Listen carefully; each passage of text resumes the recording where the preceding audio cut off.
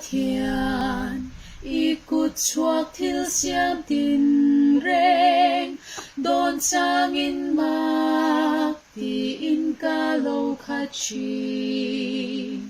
dân tiang si ar zo zai le chung kho pui ri I thil ti thei bo ruak za va lang nen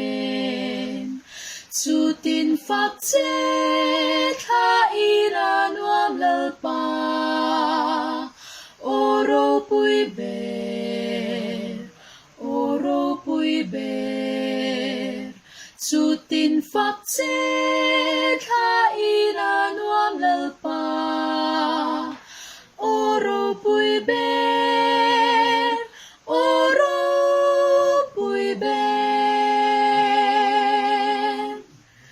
Krista chu ao thom ne na local hun chuan min shuayang vana hlim min ka khatang lom takin ka choi moyang ama kunin oro pui ber ti in ka fakto ang chu tin phak che